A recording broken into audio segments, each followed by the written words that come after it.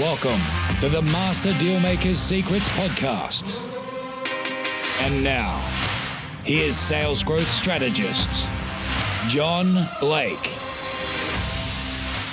Welcome to Master Dealmakers Secrets. I'm John Blake. This is episode 84, and today we are going to be talking about the 4 decision makers that you need to be aware of in higher ticket sales. So these are like enterprise level type large purchases.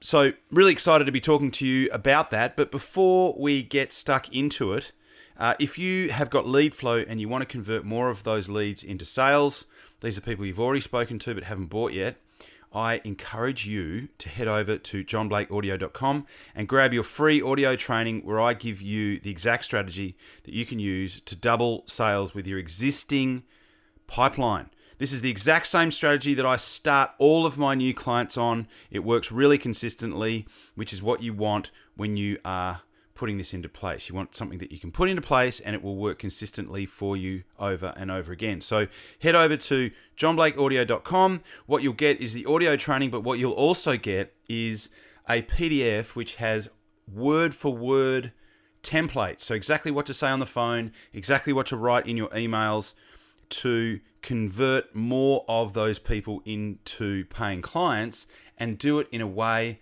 that won't piss them off, right? It'll be professional and it will be consistent and it will give you the results without harming your professionalism. So I encourage you to head over there, johnblakeaudio.com, and grab that right now. Cool. So let's get stuck into it. So these are the 4 decision makers in bigger enterprise-based sales. So what we're talking about here is larger organizations where the type of purchase that you are talking about this particular company making is going to affect larger numbers or more areas of the business. So, when you're selling kind of, one-on-one, you got one business owner and, maybe he's got a smaller team, you really only got, 1 or perhaps 2 people that you've got to get across the line.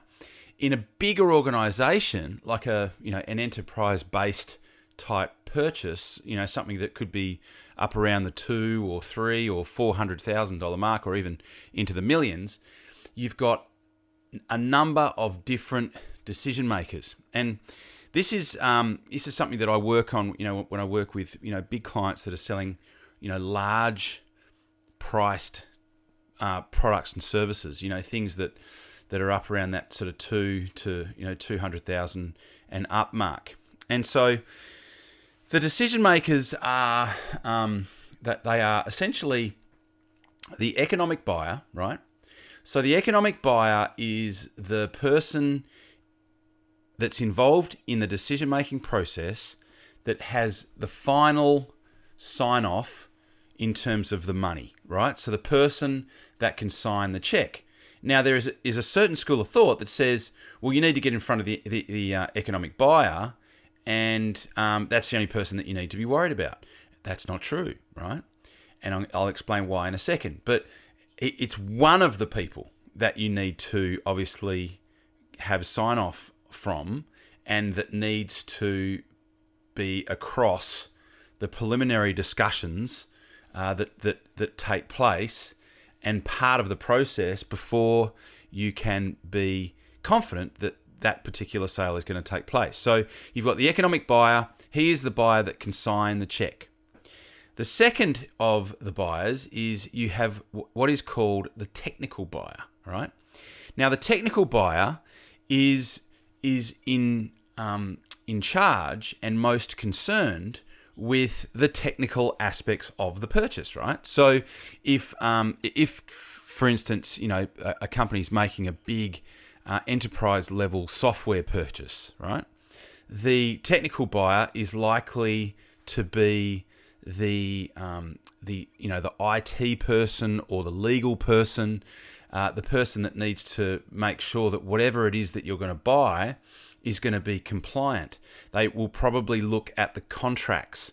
So they're going to look at the finer details of the transaction, right? So they are what's called the technical buyer. They're going to make sure that all the I's are dotted and all the T's are crossed, and they depending on what sort of purchase it is, they want to make sure that it's compliant, that it is that it's legal, and that it's going to from a details perspective, it's going to work within the organisation. So economic buyer can sign the check.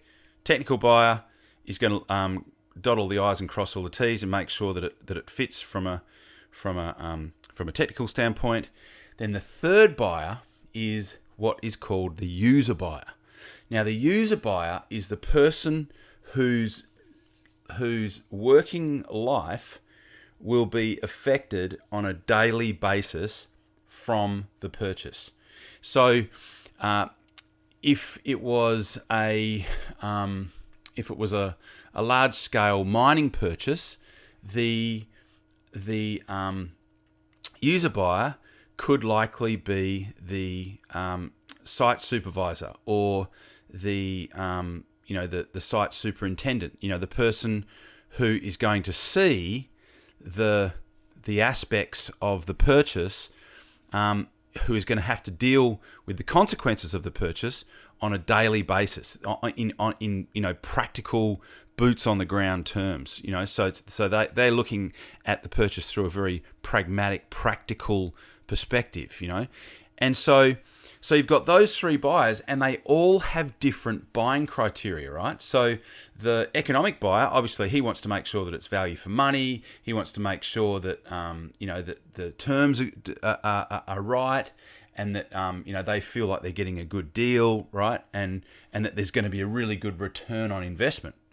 The technical buyer, all he cares about is compliance. He just wants to make sure that the whole thing is not going to get them into hot water in terms of legal, in terms of the technical aspects and the IT side of integrating whatever the purchase is. And then the user buyer is the person whose life this particular purchase is going to affect on a day-to-day basis, on a pragmatic, practical type basis. And they all have different criteria, right? So they're all going to have different things that are important to them that need to be signed off as part of the process. Now, I mentioned that there were four. The fourth is typically what we call the coach. So the coach is the person. He's like she is like the inside person that you have a good relationship. They're like your inside guy who's kind of on side with you, that's sort of giving you a bit of intel as to what's happening, within the organization, what's happening in terms of the decision-making process. And the reason why the coach is important is because those three decision makers that I mentioned, they are going to have different percentages of influence, and they'll be different from company to company. So in one company, the economic buyer might have 60% of the influence. In another company, the user buyer, might have 80% of the influence.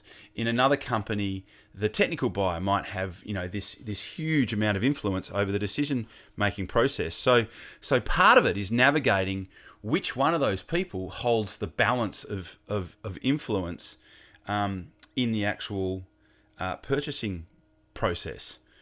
And so, often what happens is that the mistake that people make is that they go, oh, well, I'm talking to the economic buyer, so I'm just going to sell to him and I'm going to put my proposal to him.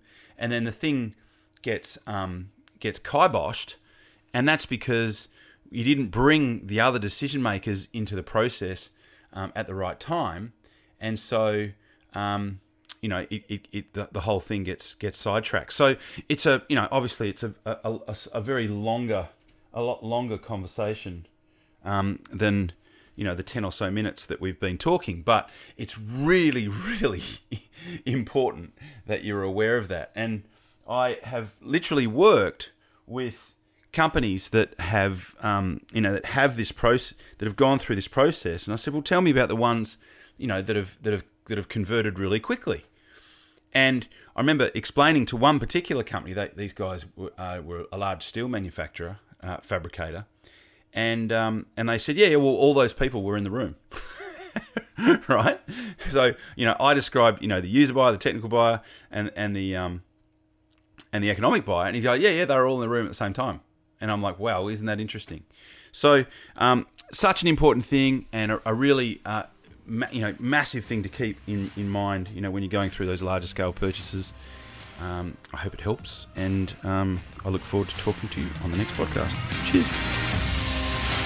You've been listening to Master Dealmaker's Secrets with John Blake. Subscribe to get more in-depth strategies to maximize your sales process with new episodes every week. And double your inquiry to sale conversion with the lead flow you already have. Go to johnblakeaudio.com for his exclusive free no fluff audio training and companion PDF guide.